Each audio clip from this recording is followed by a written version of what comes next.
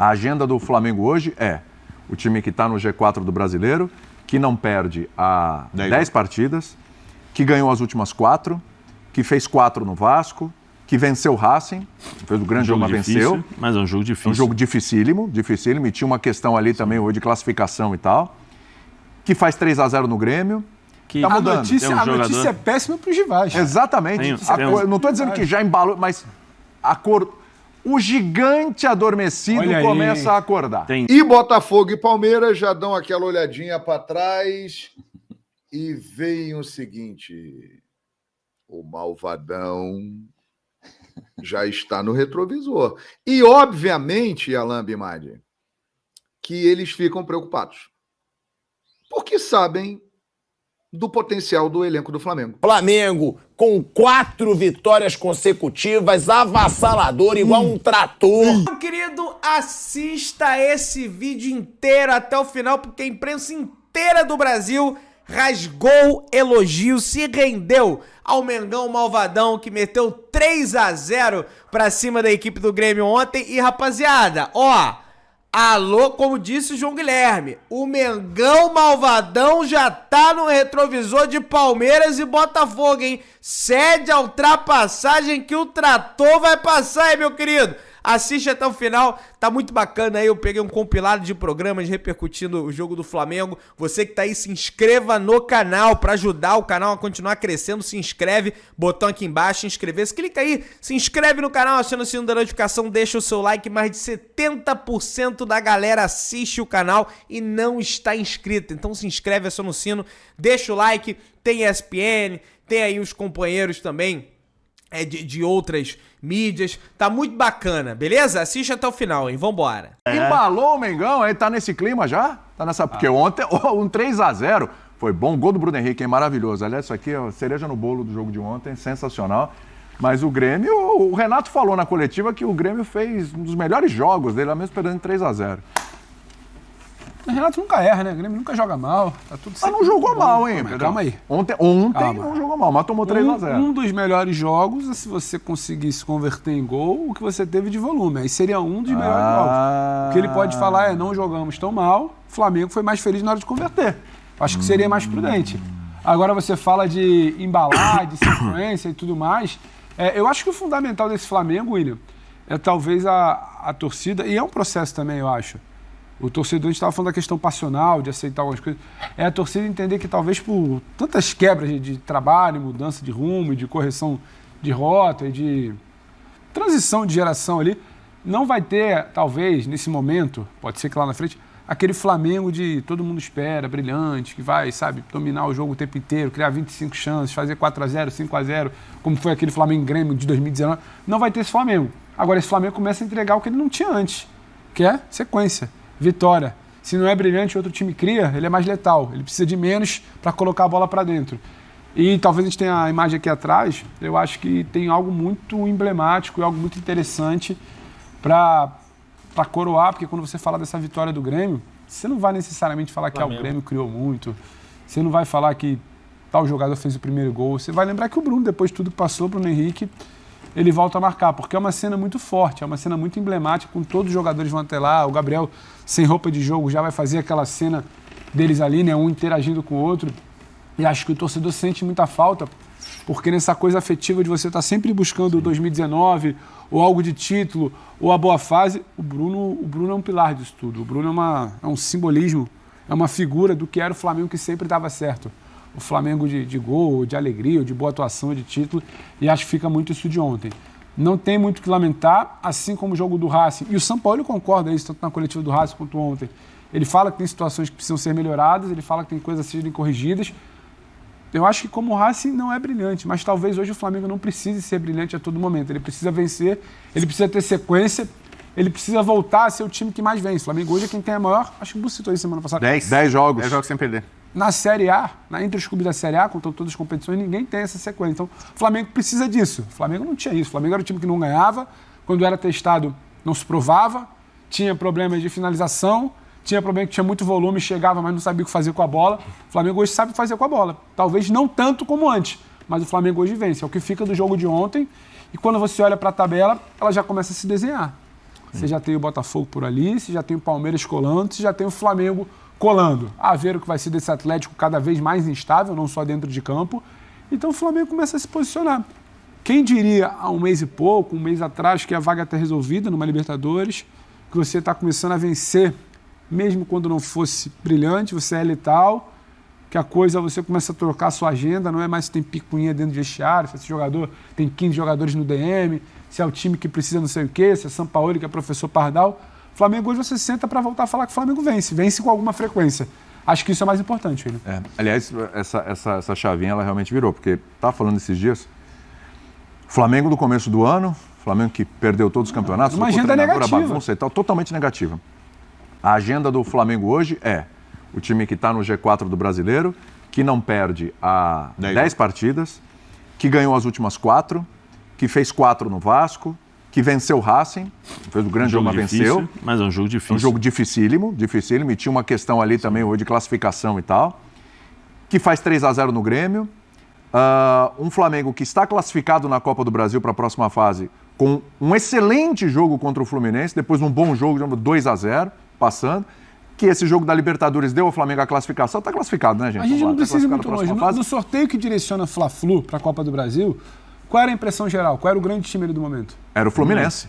Hoje, quando você vira a chave... O Fluminense tinha enfiado 4 no Flamengo. Você olha para sorteio de Copa do Brasil, você daqui a pouco vai olhar para sorteio de mata-mata de Libertadores, você vai olhar o Flamengo diferente. Sim, não. Flamengo e Fluminense, você olhava e via o Fluminense enfiando 4. Agora você olha Flamengo e Fluminense e vê o Flamengo se classificando em cima do Fluminense. E você passar como você passou pelo Fluminense muda. Sim. Muda Não. a própria percepção do time. E outra notícia, ele está conseguindo trazer de volta, recuperar jogadores. O Arrascaeta voltando aos poucos, né?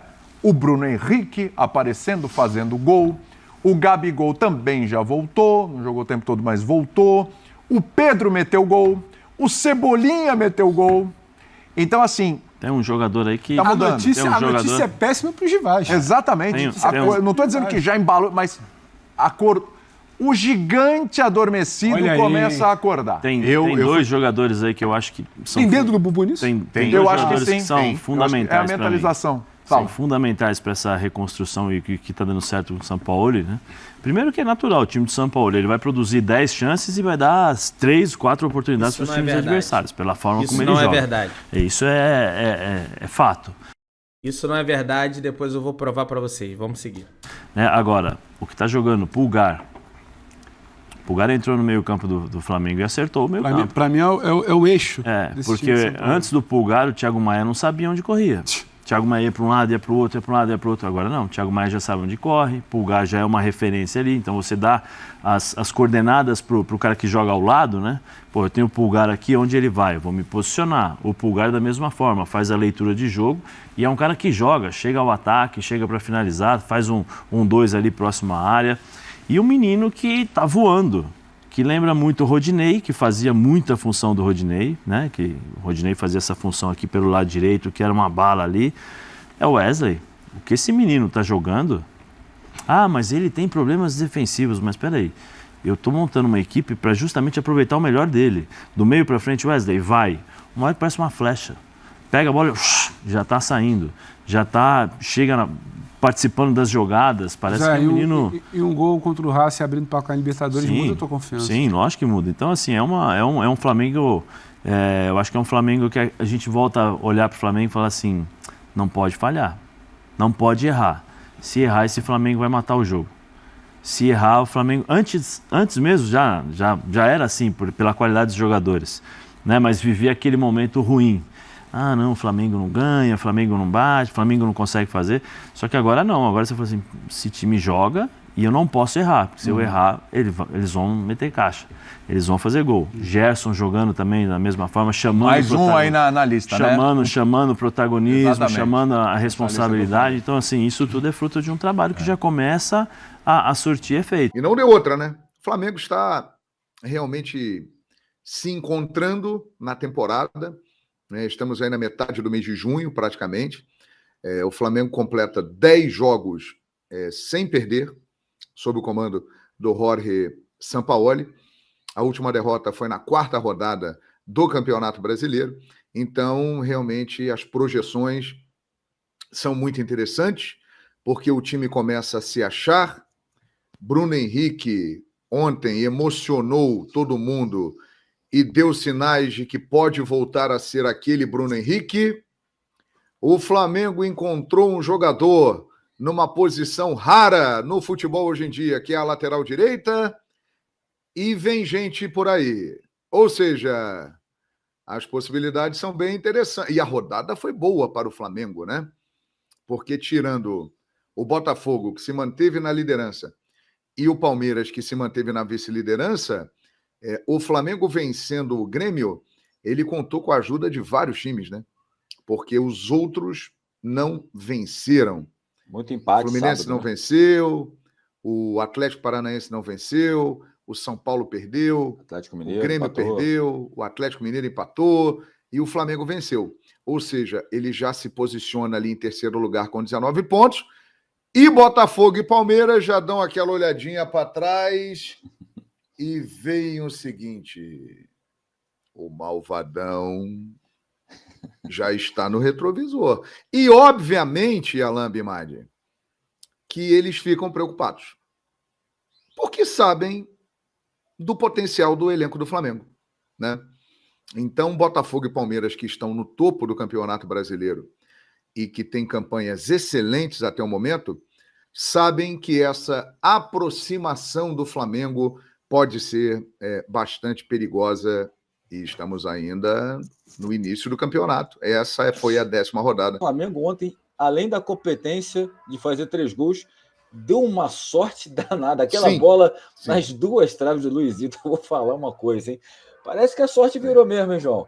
Na verdade, rapaz, o Grêmio fez um grande jogo e valorizou bastante a vitória do Flamengo, que foi merecida, né? O Grêmio teve um número maior de finalizações, mas o Flamengo foi muito eficiente. O Flamengo ele chutou 4 vezes no gol, ele acertou o gol 4 vezes, e das 4 vezes ele fez 3 gols, né? O Grêmio teve um número bem maior de finalizações e muitas vezes acabou não dando sorte. Isso é um ponto importante, Alain, porque num determinado momento da temporada, nós falávamos aqui, o Flamengo está jogando bem, mas a bola não está entrando, está levando gol no final, e isso demonstra, de fato, uma virada de chave. E o próprio Sampaoli declarou isso na coletiva após o jogo, de uma mentalidade vencedora. O Flamengo recuperou essa mentalidade vencedora. Foi uma boa partida do Flamengo, novamente iniciando com um esquema de 3 zagueiros, sem a presença do Thiago Maia. Isso pode ter gerado, embora o Thiago Maia seja um jogador muito criticado em determinados momentos, mas isso pode ter gerado alguns espaços ali no meio-campo que a equipe do Grêmio soube aproveitar. Mas, em compensação, o Flamengo teve um meio-campo de muita qualidade com esse Pulgar, que é realmente um grande jogador. Quem o acompanhava na seleção chilena, na Fiorentina, não está surpreso com o que ele vem fazendo, mas ele pode fazer ainda mais. E com a chegada do Sampaoli, ele ganhou muita confiança. Ele é um jogador que conseguiu ocupar o espaço que era do João Gomes, tendo outras características.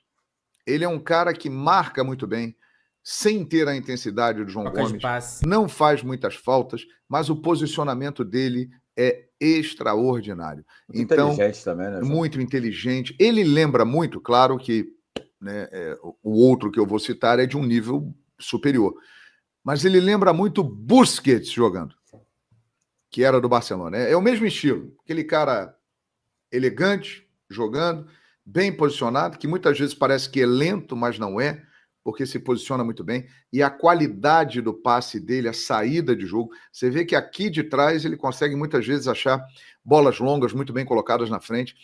Foi um achado. Então o Flamengo ele vai se encaixando em vários formatos, e o jogo de ontem demonstrou isso. O Flamengo teve uma formação no primeiro tempo com 3 zagueiros, no segundo tempo, com a saída do Gabigol e a entrada do Pedro, voltou a jogar com 2 zagueiros e manteve um bom nível de atuação. O ajuste ontem que me chamou a atenção é que o Flamengo deu alguns espaços no meio que o Grêmio soube aproveitar e poderia ter complicado a vida do Flamengo. Talvez esses espaços tenham acontecido pela ausência ali do Thiago Maia, e de um melhor ajuste no posicionamento. Mas foi um bom jogo do Flamengo, foi um bom jogo do Grêmio. Alguns pontos importantes do trabalho do Sampaoli estão aparecendo. Um deles eu já disse, que é o Pulgar. O outro é o Gerson, que vem cada vez mais crescendo, evoluindo e se tornando um protagonista desse time. E o principal destaque para mim é o Wesley, né? O Sampaoli conseguiu, por necessidade, diga-se de passagem, e tenho a impressão de que não por vontade própria, mas a necessidade fez ele enxergar uma oportunidade e dar uma chance a esse menino que hoje já se torna uma das principais armas do time do Flamengo. Ofensivamente, ele tem participado muito bem, né? Ele chega muito bem, ele é muito forte, ele tem dado assistências. Ontem ele já deu assistência para o gol do Cebolinha, ele já tinha participado da jogada que rendeu o segundo gol do Gabigol contra o Fluminense na Copa do Brasil. João, desculpa, só por falar da assistência de ontem, vale falar, né? Uma assistência que surge de uma bola recuperada pelo Wesley, que também é Exatamente. importante. Ele tem uma capacidade física impressionante. Ele corre muito, ele recompõe muito. Ele é muito forte marcando e ele é muito forte chegando. Ele precisa ser lapidado em alguns pontos, mas isso é perfeitamente natural, porque ele é um garoto, um jovem de 18 anos e que tem muito a evoluir. Agora, o Flamengo achou um diamante em estado bruto e está sendo lapidado agora pelo Sampaoli. E você pode perceber que ele vai melhorando jogo após jogo.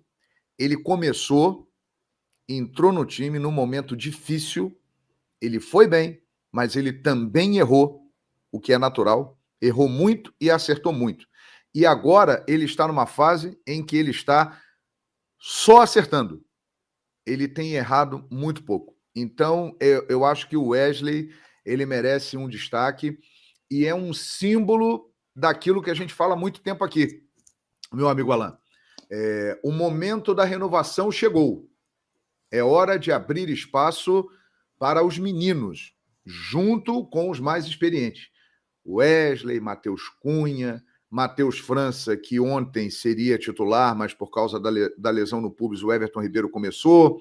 O Vitor Hugo, que tem entrado bem nos jogos, e outros jogadores. Está na hora de renovar, incrementar o elenco usando os meninos e também trazendo os reforços que estão chegando. Mas foi uma boa partida do Flamengo, uma partida consistente. Gostaria de falar também, viu, Alan, de um cara que eu fiz críticas ao desempenho dele em campo e que eu tenho que elogiá-lo, porque tem feito bons jogos. Davi Luiz melhorou muito e é curioso. Está começando a acontecer com o Davi o que aconteceu no período do Dorival. O Davi é um jogador que ele engrena no segundo semestre. Tem sido assim aqui no futebol brasileiro. E ele está melhorando demais o nível de atuação. Ontem o Soares se destacou? Se destacou. Mas o Davi Luiz também se destacou. Proporcionou um grande duelo e foi muito bem em várias disputas. Fez um grande jogo. Teve uma bola que ele meteu a cabeça na bola, com muita coragem, né, no chute do Vina. Então, o Davi melhorou muito e com a experiência, com a qualidade, com a liderança que ele tem, isso aí também pode ser um ponto muito importante. O Matheus Cunha, ele tem a impressão de que ele se firmou no gol do Flamengo. Ele é um goleiro que passa muita segurança, ele é muito sóbrio. O Fabrício Bruno tem sido um dos destaques do Flamengo na temporada. Para mim também hoje é um zagueiro que está ali no time titular e não sai. Ou seja, o Flamengo tem várias coisas muito positivas, né, para a gente falar, sem destacar o Bruno Henrique, que olha, o que aconteceu ontem com o Bruno Henrique no Maracanã é para deixar todo mundo animado, hein, ô Alan? Bom, o recado para vocês é preparem-se. Preparem-se porque Sampaoli já deixou claro. Vou usar a data FIFA para treinar o time. Nossa. Vão ter 2 dias de folga. Flamengo com 4 vitórias consecutivas, avassalador, igual um trator. Ó, ganhou do Fluminense, passou na Copa do Brasil, goleou o Vasco, venceu o Racing não jogando bem, não. Eu vi o jogo todo no estádio, não jogou bem, mas ganhou. E ontem... Você foi ver o jogo? Foi! Não, o senhor... Foi, levei ele no Weber, inclusive. E, além disso, venceu ontem por 3-0 o Grêmio. 3-0 dentro do Maracanã, lotado. É impressionante. A gente sempre fala da torcida do São Paulo. Tem que falar também da torcida do Flamengo. Todo jogo, mais de 60 mil pessoas no Maracanã. É impressionante o que a torcida do Flamengo está fazendo. São Paulo é o terceiro em número de torcedores no estádio. Primeiro é o Corinthians, né? Segundo o Flamengo, ou vice-versa. Flamengo, Corinthians, São Paulo em terceiro. Eu vou pedir para nossa produção para ver isso. Agora, o Flamengo vem botando 60 mil pessoas constantemente dentro do Maracanã. Contra o Racing foram 63 mil pessoas. Ontem, mais uma vez. E o Flamengo venceu o Grêmio num jogaço, hein? Num jogaço, porque o Grêmio não merecia perder de 3-0. Teve bola na trave do Soares. Soares perdeu, pelo menos, não perdeu, mas teve chances, 3 chances, onde ele quase fez o gol. Teve bola no travessão do Grêmio, mas também teve gol perdido do Flamengo. Bruno Henrique perdeu gol, Gabigol perdeu gol. Foi um jogo bonito de se ver, né, Bruno? Foi. O Flamengo jogou bem, o Grêmio jogou bem, e o resultado foi exagerado porque foi a partida. Mas o Flamengo, eu não digo que não mereceu vencer. Acho que mereceu ganhar, mas o Grêmio não merecia levar de 3-0. O placar foi exagerado, né? Mas o Flamengo venceu na sua casa, fez 3-0. Né? Não foi para tudo isso mesmo o jogo. Mas o Flamengo, ele está competindo, né? O Flamengo, falei isso outro dia aqui, ele não perde algum tempo. Desses jogos, alguns são muito bons, mas nem como teve o do Racing, você mesmo falou, você estava lá, realmente não foi um grande jogo, um jogo de domínio total do Flamengo, foi um jogo duro, mas é um time que está competindo. Ele não tem, assim, um brilho que já teve em outros tempos, mas ele compete e está a 3 pontos do Palmeiras, que para mim, são os 2 principais concorrentes ao título do Campeonato Brasileiro. Está nas quartas da Copa do Brasil. Tá classificado, né, para as oitavas da Libertadores, mesmo que em segundo ele vai para o mata-mata da Libertadores e claro que é um candidato. Então ele tá bem, mesmo sem jogar o máximo que pode, acho que esse time ainda pode render mais, ele tá vivo em todas as competições, isso é muito importante. Falei disso outro dia e ontem mais uma vez. É claro que aqueles jogadores mais talentosos do Flamengo, que são ídolos do clube, Arrascaeta, Gabigol, o Pedro, o Everton Ribeiro, eles ainda são muito importantes para o Flamengo, claro que sim. Mas eu acho que esse ano está parecendo assim uma transição de que o Flamengo ele pode competir sem eles. Acho que para ser brilhante, o Flamengo precisa deles muito bem. O Arrascaeta bem, Gabigol bem, para ser um futebol assim mais dominante, mais brilhante. Mas para competir, já não está dependendo tanto deles. Claro que eles são importantes. Ontem o Pedro fez gol, o Arrascaeta deu assistência outro dia, fez gol. O Gabigol faz os gols dele, eles ainda são importantes. Mas antes, quando eles não estavam bem, o Flamengo nem competia. Hoje compete. Hoje o Eric Pulgar vai lá, joga bem. O Cebolinha ontem fez gol, o Vitor Hugo outro dia fez gol. Tá mais dividido isso. O Ayrton Lucas é um destaque do time. Então acho que para competir, para ganhar jogo, já não está tão dependente. Para brilhar, aí sim, mas consegue competir mesmo com esses caras estando abaixo do que eles podem. Galera, eu falei para vocês que ia dar um dado para vocês, presta atenção aqui, sobre o que o Zé Elias falou. Porque o time do São Paulo é assim mesmo, ataca muito e defensivamente também recebe muito ataque. Vamos lá. Essa tabela aqui é do companheiro Falso 9, que é um grande analista tático, e ele traz os dados aqui. O Sampaoli no Atlético Mineiro era o time que menos concedia finalizações ao adversário por jogo. No campeonato todo, ele concedeu 362 arremates ao adversário. E ficou em terceiro colocado do brasileiro. Daquele brasileiro de 2020, né? Concedeu 362 só. Foi o que menos concedeu. Ou seja, defensivamente o melhor time do campeonato. Pelo Olympique de Marseille, ele também foi a equipe que menos concedeu finalizações ao adversário. Ficou em segundo no campeonato, só atrás do PSG, que é completamente normal. Concedeu 317 finalizações. E no Santos, no Campeonato Brasileiro de 2019, ele foi o quarto que menos concedeu finalizações ao adversário. Ficou até atrás do Flamengo aqui, atrás do Palmeiras aqui também, outro clube eu não sei qual é, porque a câmera dele tá aqui em cima, mas concedeu poucas finalizações aos adversários também. Então assim, gente, essa história de que, porque o time do Sampaoli ataca tudo e deixa defensivamente tudo horrível. Isso não é verdade. A gente pega os dados aqui. Tá aqui os dados, aqui são dados, são números. Não, eu não tô tirando da minha cabeça. Provavelmente ele tirou aqui de algum aplicativo de scout, né? Não sei se é o OneFootball, o SofaScore. Então, assim, isso é história. Isso é história. Se inscreve no canal, aciona o sino da notificação, deixa o seu like, tamo juntão. Um abraço pro companheiro Falso 9, saudações rubro-negras.